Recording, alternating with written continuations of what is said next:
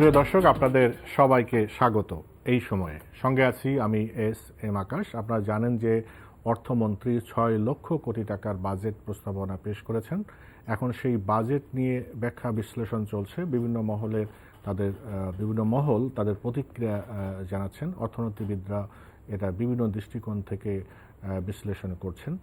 আমরাও আজকে একটু বিশ্লেষণ করার চেষ্টা করব, দেখব যে কোন খাতে কেমন বরাদ্দ হলো এবং বিশেষ করে করোনা মহামারী যে চলছে, এই করোনা মহামারী মোকাবেলায় যে বাজেট দেওয়ার কথা ছিল সেখানে কতটা মোকাবেলা করতে পারবে এই বাজেট, কতটা বরাদ্দ আছে এবং সেই বরাদ্দ থাকলেই চলবে না, সেই বরাদ্দ খরচ করারও সক্ষমতা কতটুকু আছে আমাদের অতীত অভিজ্ঞতা থেকে, আগামী দিনে কি করতে হবে এবং সাধারণ মানুষের জন্য কি আছে, এই নানা কিছু বিষয় আমরা আলোচনা করার চেষ্টা করব, বোঝার চেষ্টা করব এই বাজেট নিয়ে। আমার সাথে স্টুডিওতে দুজন অতিথি আছেন, তাদের সাথে আপনাদের পরিচয় করে দিচ্ছি। আমার সাথে আছেন ডক্টর এম আবু ইউসুফ, অর্থনীতিবিদ ও অধ্যাপক, ডেভেলপমেন্ট স্টাডিজ বিভাগ, ঢাকা বিশ্ববিদ্যালয়। একই সাথে তিনি পরিচালক, centre on budget and policy. আমাদের সাথে আরও আছেন সুভাষ সিংহ রায়, প্রধান সম্পাদক, abnews24.com। আপনাদের দুজনকে স্বাগত। প্রিয় দর্শক, আমাদের সাথে অনলাইনে আরও একজন গেস্ট যোগ দিবেন। তিনি যখন যোগ দিবেন তার সাথে আপনাদের পরিচয় করে দিব। আমি শুরুতে ডক্টর এম আবু ইউসুফ, আপনি যেহেতু অর্থনীতিবিদ এবং ঢাকা বিশ্ববিদ্যালয়ের শিক্ষক, এই বিষয় নিয়ে আপনি গবেষণা করছেন, তো শুরুতে যদি সাধারণ একটা প্রশ্ন করি যে কেমন হলো বাজেট, বিশেষ করে করোনা মোকাবেলার কথা আমরা বাজেটের আগের থেকেই বলা হচ্ছিল যে এই বাজেটটা হবে করোনা মোকাবেলার জন্য বাজেট, বিশেষ করে স্বাস্থ্য খাতে দিকে দৃষ্টি দিয়ে বাজেটটা করার কথা। আপনার দৃষ্টিতে কতটা সেদিকে দৃষ্টি দেওয়া হয়েছে বলে মনে করেন? জি, ধন্যবাদ। আসলে সবারই প্রত্যাশা যে এবার এবং গত বছর থেকেই আসলে করোনা যে মহামারী, আমরা আসলে এখন যে চ্যালেঞ্জটা ফেস করছি, গত বছর যেমন তেমন কোনো প্রস্তুতি নেওয়ার যে সময়টা, সেই সময়টা খুব বেশি পরিমাণে ছিল না। এই বছর কিন্তু আমরা অনেক সময় পেয়েছি, অনেক লার্নিং বাই ডুইং এক্সারসাইজের মধ্যে গত এক বছরের বেশি সময় আমরা আসলে অতিবাহিত করেছি এবং সরকারের হাতেও সময় ছিল বিভিন্ন তথ্য উপাত্ত যেটুকু দরকার ছিল। তারপরে আমি মনে করি যে যেটা আমরা বলি এভিডেন্স বেসড পলিসি, সেটার জন্য বাংলাদেশ ব্যুরো অফ স্ট্যাটিস্টিক্সের যে সাপোর্টটা আমরা আশা করেছিলাম, তথ্য দিয়ে, তালিকা দিয়ে, অ্যানালিসিস দিয়ে, সেরকম কিন্তু আমরা পাইনি। যেটি পেয়েছি আমরা অনেকগুলো বেসরকারি গবেষণা সংস্থা, তারা যেহেতু বাংলাদেশের যে সাকসেস ডেভেলপমেন্টে, আপনারা জানেন যে আমাদের বাংলাদেশকে অনেক ক্ষেত্রে বলা হয় সোশ্যাল ল্যাবরেটরি ফর ডেভেলপমেন্ট। আমাদের যে সোশ্যাল, ইকোনমিক, এখন সাস্টেইনেবল ডেভেলপমেন্ট, এই দিকগুলো আমরা কাজ করছি। যাই হোক, করোনাকালে আমরা বলছি যে এটা প্যান্ডেমিক রেসপন্সিভ বাজেট, এবং বাজেট টাইটেলের মধ্যেও বলা হয়েছে যে দুটো দিক সবাই আশা করেছে, যে এটা জীবন এবং জীবিকা দুই জায়গাতেই আসলে আলোকপাত করা হবে। তো বাজেটেও আমার কাছে যেটি মনে হয়েছে, আইডেন্টিফাই সেক্টরগুলো কিন্তু গত বছরও করেছে, রাইটলি আইডেন্টিফাই করেছে যে স্বাস্থ্য খাতকে প্রধান অগ্রাধিকার দেয়া এবং ফলোড বাই সামাজিক নিরাপত্তা, কৃষি, সেই জায়গাগুলো করেছে। স্বাস্থ্য খাতের বিষয়ে আমি যদি শুরুতে একটু বলি যে বাজেটের আকার যদি আমরা দেখি, অ্যাবসলিউট ভ্যালু সামান্য পরিমাণে বেড়েছে, আবার যেটি বাজেটের সাইজ যেটা, সেটি হচ্ছে আমাদের 5.4%, যেটি গত বছরও মোটামুটি কাছাকাছি ছিল, জিডিপির 1%-এর মধ্যেই আছে। এখন দুটো বক্তব্য এখানের মধ্যে আছে। একটি হচ্ছে যে আসলে বাজেট দিলেও অনেক সময় দেখা যাচ্ছে যে ক্যাপাসিটি, সক্ষমতার অভাব রয়েছে খরচ করার জন্য, গুণগত এক্সপেন্ডিচারের ব্যাপার রয়েছে। তো সেই সক্ষমতা না বাড়িয়ে অনেক সময় দেখা যাচ্ছে, এবারও আমরা দেখেছি যে এই টাকা খরচ করার কথা সেই টাকা খরচ করতে পারেনি। কারণ হচ্ছে কিছু আছে যৌক্তিক, কিছু আছে হয়তো অনেক সময় লাগে আসলে যে সমস্ত যন্ত্রপাতি কেনাকাটা থেকে আরম্ভ করে, কিছু আছে একটু সময় সাপেক্ষ ব্যাপার, সেই জায়গাগুলো যেমন রয়েছে। তো আমি মনে করি যে স্বাস্থ্য খাতের দুটো দিকেই আসলে দেখতে হবে। একটি হচ্ছে যে তার সক্ষমতা বাড়ানো, আরেকটা হচ্ছে বরাদ্দ বাড়ানো। তো সেই জায়গাটা আরেকটু মনোযোগ দেওয়া যেত। আর যেটি আমরা দেখলাম এই বছর, যে স্বাস্থ্য খাতে ঢাকার বাইরে যদি কেউ বেসরকারি হসপিটাল করে, তাদেরকে একটু কর রেয়াত দেওয়ার যে ট্যাক্স হলিডে দেওয়া হয়েছে, কিন্তু আমরা আশা করেছিলাম যে স্বাস্থ্য শিক্ষা এগুলো কিন্তু মানুষের মৌলিক অধিকার। এখানে কিন্তু আপনি দেখেন উপজেলা বা জেলা পর্যায়ে আপনি দেখবেন অনেক বেসরকারি হসপিটাল, বেসরকারি ক্লিনিক আছে, ঢাকা শহরেও আছে, কিন্তু তার যে ব্যয় সেটা কিন্তু আউট অফ পকেট এক্সপেন্ডিচার মানুষের কিন্তু অ্যারাউন্ড 72%-এর মতো, 70%-এর উপরে। তাহলে ওই জায়গাটা আসলে ফোকাস করতে হবে যে আমরা আশা করি যে জেলা পর্যায়ে যে আইসিইউ সম্বলিত বা অন্যান্য যে সমস্ত আধুনিক সুযোগ সুবিধা, আমি অনেক সময় বলেছি ঢাকা মেডিকেল কলেজে যে ধরনের সুবিধা আছে সেই সুবিধাগুলো আমরা যদি ডিস্ট্রিক্ট লেভেলে দিয়ে যেতে পারি তাহলে এরকম ঢাকা সেন্ট্রিক লোকজন আসবে না। আরেকটা হলো আমাদের যে কমিউনিটি ক্লিনিকটা, বাইরে আমরা দেখি জিপি সিস্টেম, এইটা কি আমাদের যেহেতু একটা স্ট্রাকচার অলরেডি রয়েছে 13,500 কমিউনিটি ক্লিনিক, এই জায়গায় আসলে মনোযোগ দেওয়ার দিলে আমরা এই স্বাস্থ্য সেবাটাকে একদম নিয়ে যেতে পারতাম। ডক্টর এম আবু ইউসুফ, অনেক ধন্যবাদ। সুভাষ সিংহ রায়, আপনি স্বাস্থ্য খাতের সাথে জড়িত আছেন, আপনি যদি একটু আমাকে বলেন এই যে কতটা আসলে প্যান্ডেমিক রেসপন্স বাজেট হলো, বিশেষ করে বরাদ্দ যা মোটামুটি হয়েছে গতবারও যা ছিল, তো কিন্তু মূল প্রশ্ন দেখা দেয় যে বরাদ্দটা ঠিকমতো সক্ষমতার সাথে ব্যয় করা হয় না, বা জবাবদিহিতার ব্যবস্থা ততটা থাকে না, অথবা এখানে সুশাসন নিশ্চিত করার বিষয়টা, বিশেষ করে এবার করোনা আসার ফলে স্বাস্থ্য খাতের যে চেহারা যেভাবে হাজির হয়েছে সেই দিকে যথেষ্ট নজর দেওয়া হয়েছে কিনা? আপনাকে অসংখ্য ধন্যবাদ। অধ্যাপক আবু ইউসুফ তিনি মোটামুটি সবই কাভার করেছেন এবং মূল যে কাজটি যে চিহ্নিতকরণ সেটাও তিনি কিন্তু খুব স্পষ্ট করে করেছেন। আমি যে কথা খুব স্পষ্ট করে বলি, আমি প্রতিবারই বাজেট যখন আসে, যখন বিশ্লেষণ করতে হয়, লেখালেখি করতে হয়, কথা বলতে হয়, তখন আমি বলেছি অর্থ বছর পরিবর্তন করা প্রয়োজন।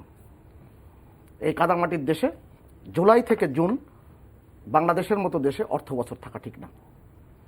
গতকালকে আমার কাছে রাজশাহী থেকে একজন পাঠিয়েছেন যে যুব ক্রীড়া মন্ত্রণালয়ের অধীনে বঙ্গবন্ধু গোল্ড কাপ এবং বঙ্গমাতা গোল্ড কাপ, যেটা অনূর্ধ্ব 17, সেটার কার্যক্রম শুরু করা হয়েছে।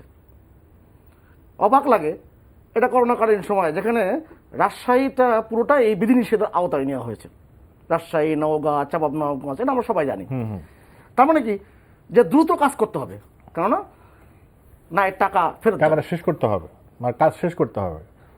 মানে অর্থ বছর যে আপনি বললেন, এইটার একটু মানে কি ব্যাখ্যা আপনার? যে অর্থ বছর, আমি স্বাস্থ্য খাতের কথাটা আপনি পরেই বলেন, যে কথাটা বলেছেন আপনি, অর্থ বছর কেন চেঞ্জ করতে হবে?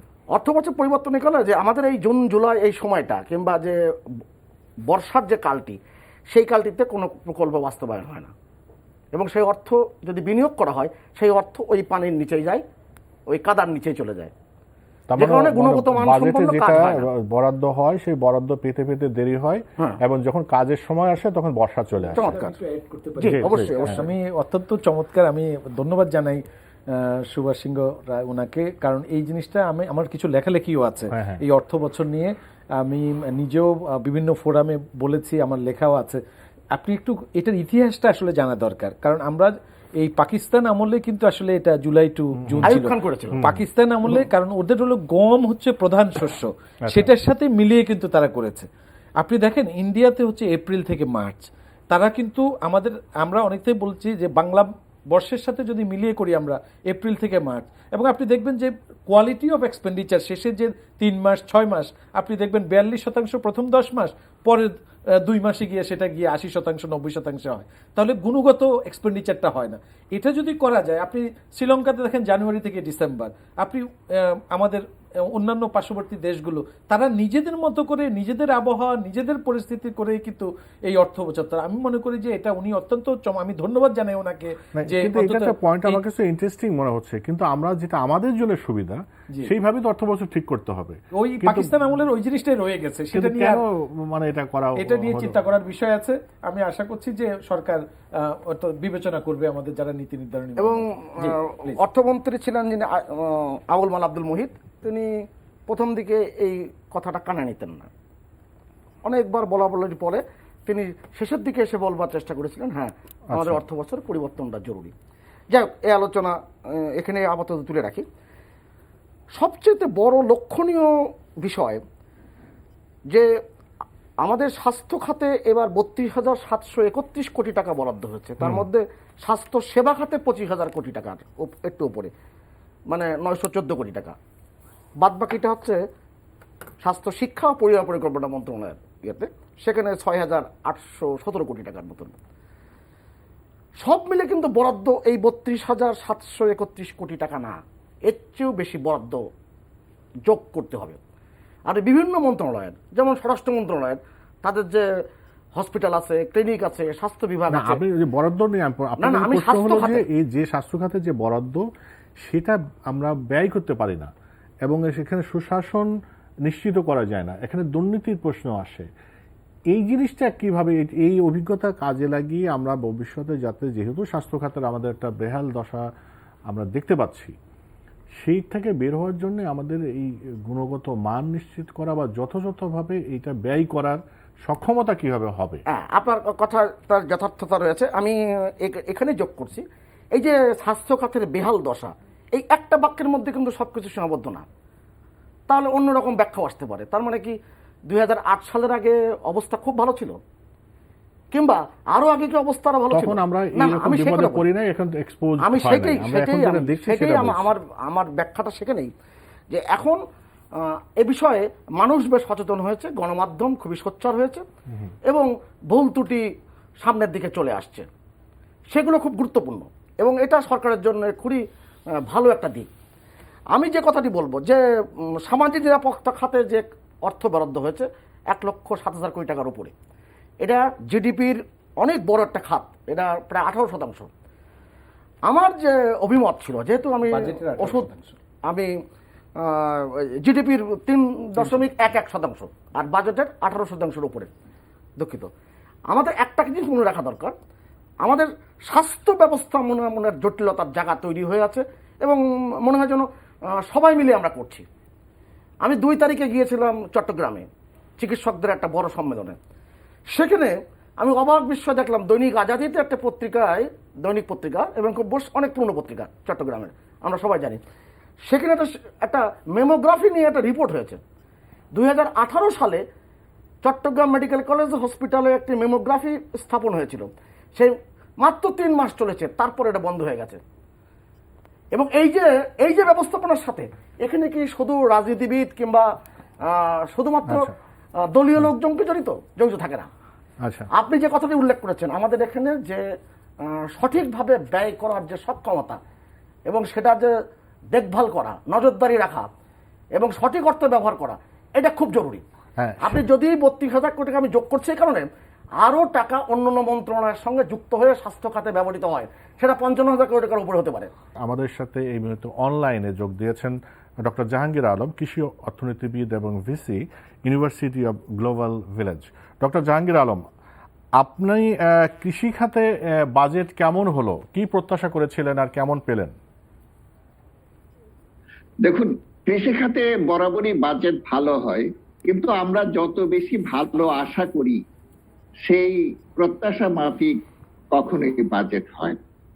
তো এবারে করোনাকালে অন্যান্য খাতের বাজেট চাহিদা অনেক বেশি, সেই কারণে কৃষি খাতে যত বেশি আমরা আশা করেছিলাম বাজেট বৃদ্ধি পাবে এই করোনাকালে খাদ্য নিরাপত্তা নিশ্চিত করার জন্য এবং উৎপাদন বৃদ্ধির জন্য, সেটা হয়তো সেই পরিমাণে হয়নি। কিন্তু স্থিতাবস্থা বজায় রাখার জন্য, যেভাবে উৎপাদনটা হয়ে আসছে সেই স্থিতাবস্থা বজায় রাখার জন্য বাজেট ঠিকই আছে। তো এইখানে আমি বলতে চাই যে গত বছর আমাদের যে বাজেট ছিল, সেই বাজেট থেকে এবছরে 1,931 কোটি টাকা বৃদ্ধি পেয়েছে, যেটা এবছরের মোট বাজেট। কৃষি তো শুধু শস্য খাত নয়, কৃষির সার্বিক খাতে, কৃষি, মৎস্য, পশু সম্পদ, পানি, বন এবং ভূমি, সব খাত মিলে কৃষির এবছরের মোট 31,912 কোটি টাকা বরাদ্দ করা হয়েছে। এটা গত বছরের যে বাজেট, সেতে 6.5% মূল বাজেট থেকে 6.5% বেশি এবং সংশোধিত বাজেট থেকে 3.23% বেশি। কাজে প্রবৃদ্ধির হারটা খুব বেশি না। আরেকটি জিনিস হলো যে এবছরের যে মূল বাজেট, টোটাল বাজেটের পরিপ্রেক্ষিতে এবছরের কৃষি বাজেট হলো 5.28%। গত বছর এটা ছিল 5.42%। কাজেই গত বছরের যেই মোট বাজেট ছিল সেই বাজেটের চাইতে অংশ হিসেবে মানে শতাংশ হিসেবে এই বছর কিন্তু কমে গেছে। আপনি যদি আরো 8 বছর আগের কথা চিন্তা করেন তখন কিন্তু আমাদের মোট বাজেটে কৃষি বাজেটের হিস্সা ছিল 8.5%। কাজেই এটা দিনের পর দিন হ্রাস পাচ্ছে। আমি আরেকটি বিষয়ে আপনার দৃষ্টি আকর্ষণ করছি, সেটা হলো যে আমাদের ভর্তুকি গত প্রায় 7 বছর ধরে 9,000 কোটি টাকায় সীমাবদ্ধ ছিল। গত বছর 500 কোটি টাকা বাড়িয়ে সেটাকে 950 কোটি টাকা করা হয়েছিল, কিন্তু সেই টাকাটা খরচ হয় নাই। 1,000 কোটি টাকা কম খরচ হয়েছে এবং এবছর আবার 500 টাকা বাড়িয়ে সেটাকে করা হয়েছে 10,099 কোটি টাকা। তো এই যে বৃদ্ধিটা একবার বাজেটে বাড়ানো হয় কিন্তু পরে আবার সংশোধিত বাজেটে সেটা কমিয়ে দেওয়া হয়, এটা একটা সমস্যা এবং টাকাটা হয় খরচ করা যায় না অথবা অর্থ মন্ত্রণালয় থেকে সময় মতো পুরো টাকাটা খরচ করা যায় না। কৃষকদের টাকা, সাধারণ মানুষের টাকা, যেটা দেশ, যেটা সংসদ, যেটা তাদের জন্য দিয়েছে, সেই টাকাটা ঠিকভাবে খরচ করা উচিত এবং কৃষকের কাছে যে পৌঁছা উচিত। এবং আমি মনে করি যে নগদ সহায়তা যদি করা হয়, ভর্তুকির টাকাটা যদি নগদ সহায়তা হিসেবে দেওয়া হয় তাহলে নিশ্চয়ই টাকাটা পুরোপুরি খরচ করা সম্ভব হবে। জি, অনেক ধন্যবাদ। আমাদের সঙ্গে থাকুন ডক্টর এম আবু ইউসুফ। এইবার বাজেট দেওয়ার পরে বিভিন্ন মহল থেকে যে সমালোচনা, অন্যতম সমালোচনা দেখছি যে বলা হচ্ছে যে গরিবদের জন্য বা সাধারণ মানুষের জন্য কিছু নেই। বিশেষ করে এক ধরনের দারিদ্র্যসীমার নিচে এক ধরনের থাকে, বাজেটে সাধারণত তাদেরকে টার্গেট করা হয়। কিন্তু এবার হয়তো খেয়াল করেছেন যে করোনার কালে কিন্তু অনেক নতুন গরিব সৃষ্টি হয়েছে, যাদেরকে আসলে বাজেটে কতটা অ্যাড্রেস করা হয়েছে। অনেকে বলছে যে তাদেরকে আসলে হিসাবের মধ্যেই নেওয়া হয় না। যদি হিসাবের মধ্যেই না নেওয়া হয় তাহলে তো তারা নীতি সহায়তা পাবে না। এই বিষয়টা আপনি কিভাবে বিশ্লেষণ করবেন? জি, আপনি যথার্থই বলেছেন, কারণ এই করোনা প্রেক্ষিতে একটা দরিদ্র জনগোষ্ঠীর সৃষ্টি হয়েছে, যেটাকে আমরা বলছি এখন নতুন করে সৃষ্ট যে দরিদ্র জনগোষ্ঠী। আগে যারা ছিল তাদের অবস্থা কিছুটা খারাপ হয়েছে, অনেকের আয় কমে গেছে। তা আমরা বিভিন্ন ফোরামেই এই ধরনের বলার চেষ্টা করেছি যে হয়তো যে ধরনের দারিদ্র্য নিরসনে আমাদের কিন্তু অনেক সাকসেস আছে, সেইটা হয়তো সাময়িকভাবে বেড়েছে। আমিও বিশ্বাস করি এটি সাময়িক, আবার হয়তো ঘুরে দাঁড়াবো আমরা যখন, এটা হয়তো আগের পর্যায়ে চলে যাবে। তবে এই আপৎকালীন পিরিয়ডে আমরা একটু আশা করেছিলাম যে তাদের জন্য আলাদা করে, হয়তো পরোক্ষভাবে আপনি আছে, আমি আসছি কেন কিভাবে আছে, আলাদা করে যদি আমি মনে করেন 1,20,00,000 নতুন করে সৃষ্ট যে দরিদ্র জনগোষ্ঠী, তাদেরকে যদি আমরা 2,000 টাকা করে মাসে দেই, তাহলে এক মাসে দিতে গেলে 2,400 কোটি টাকার মতো লাগে।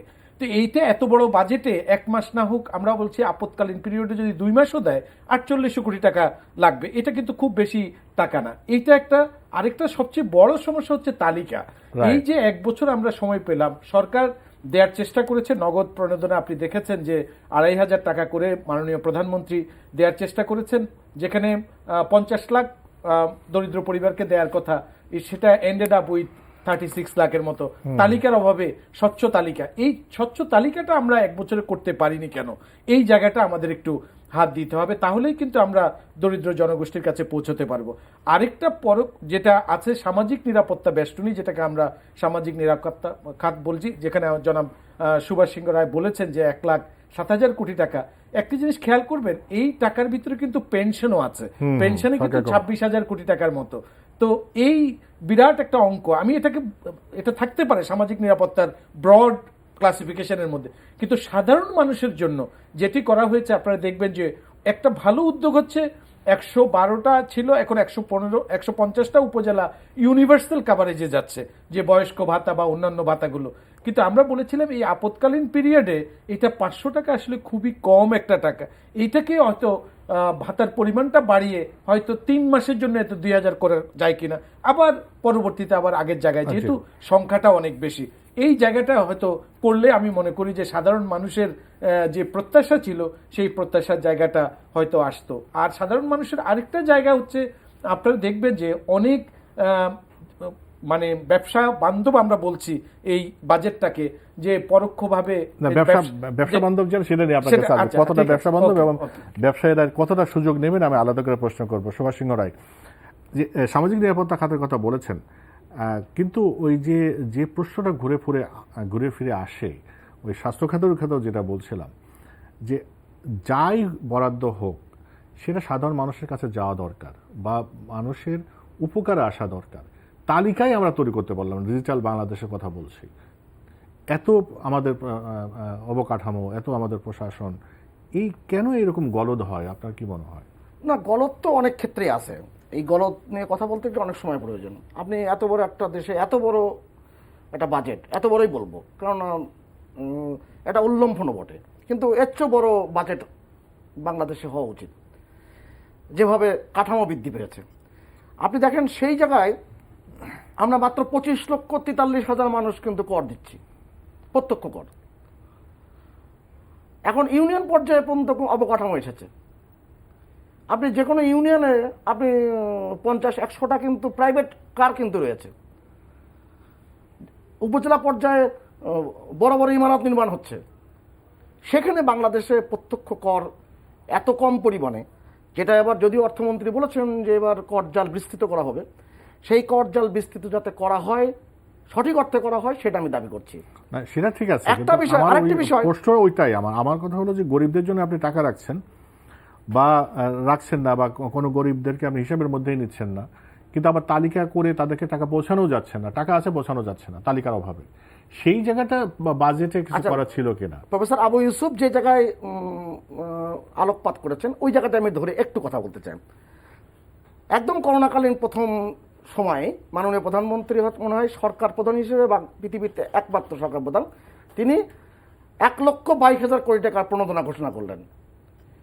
এবং ওই সময়টাতে ভারতও কিন্তু তার প্রণোদনা ঘোষণা করতে পারেনি, তার অনেক পরে করেছে। যাই হোক, সেই আলোচনা একটু তুলে রাখি।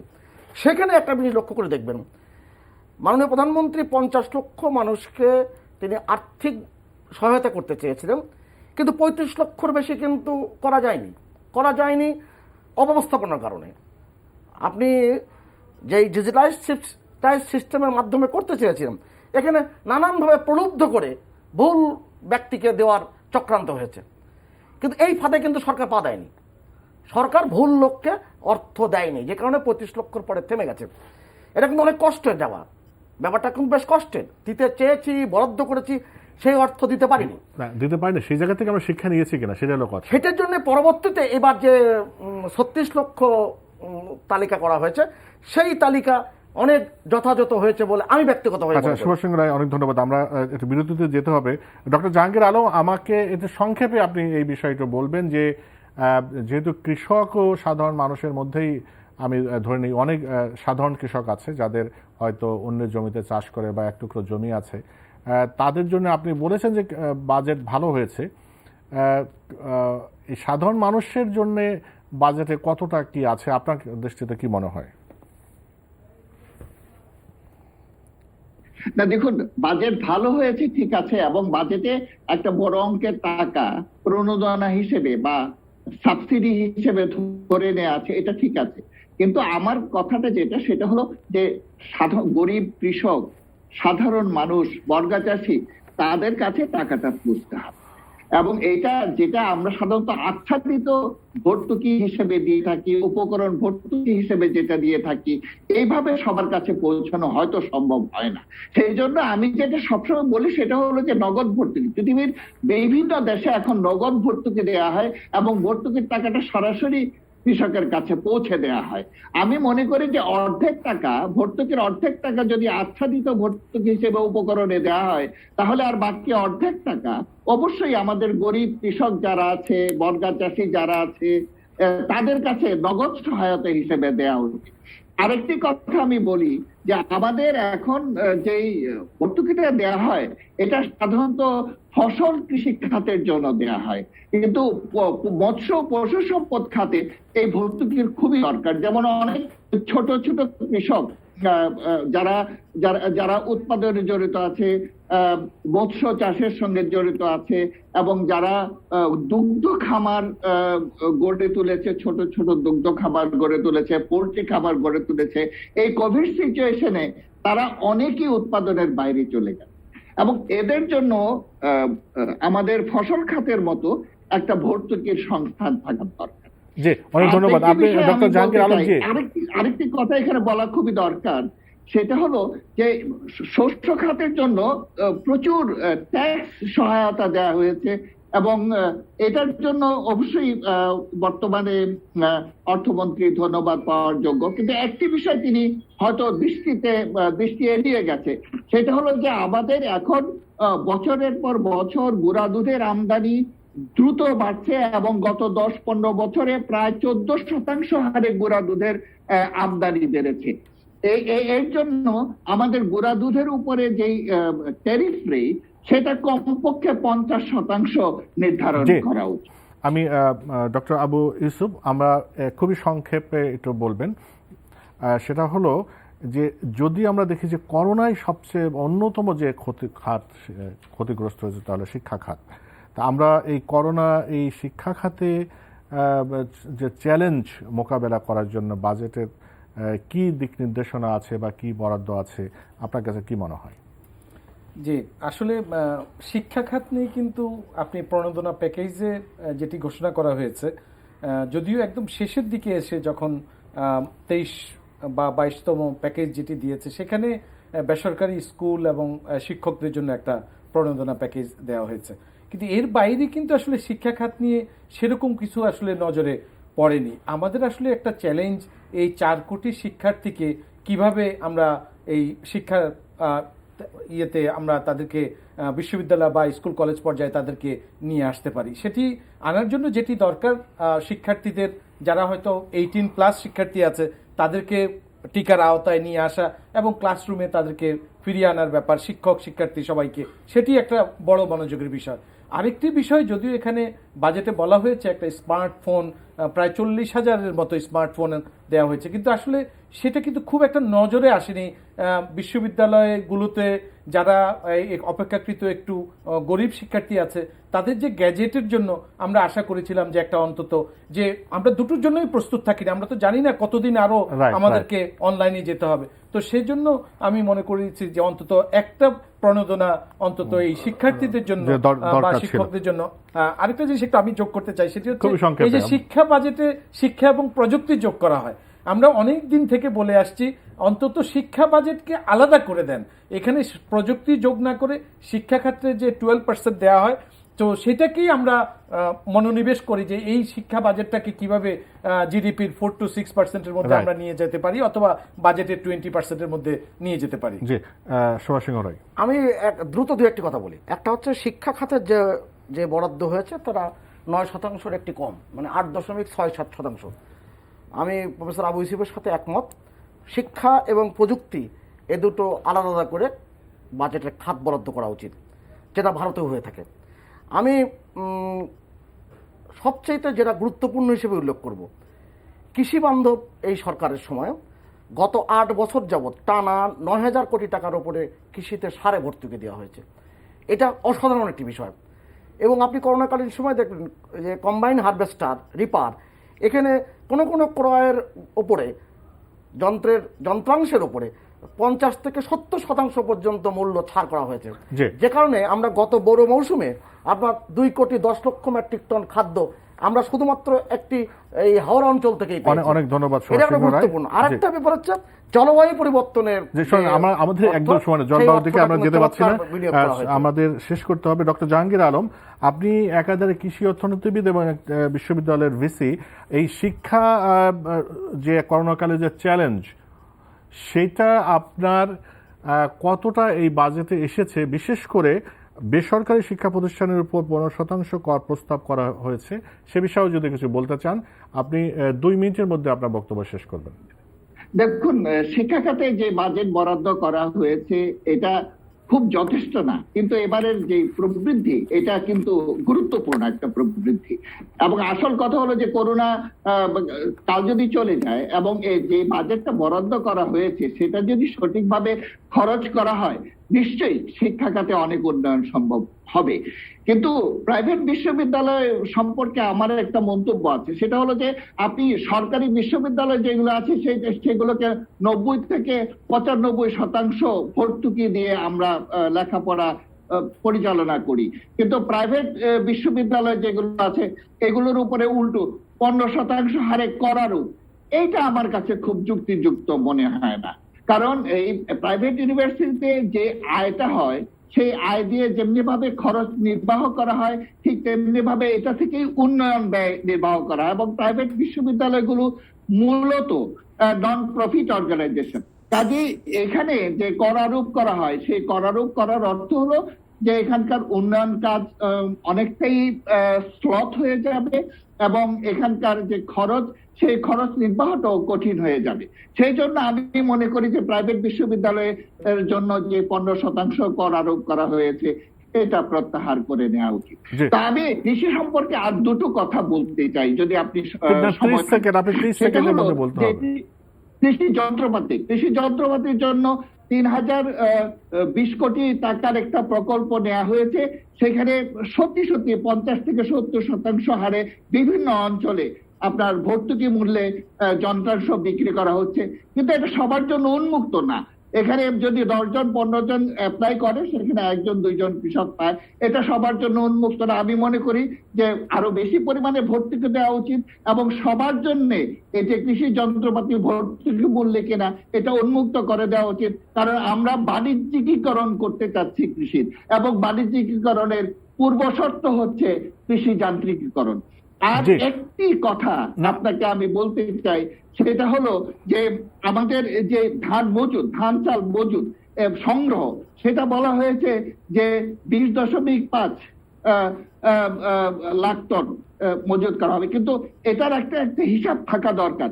আমাদের বর্তমানে যদি শুধু মানুষের খাবারের জন্য দরকার হয় তাহলে সেখানে দরকার হয় প্রায় 25 লাখ টন প্রতি মাসে, এবং যদি এর সঙ্গে ওয়েস্টেজ ফিড এগুলো যদি আমরা যুক্ত করি তাহলে প্রায় 30 লাখ টন। জি, ডক্টর জাহাঙ্গীর আলম, আর সময় নেই।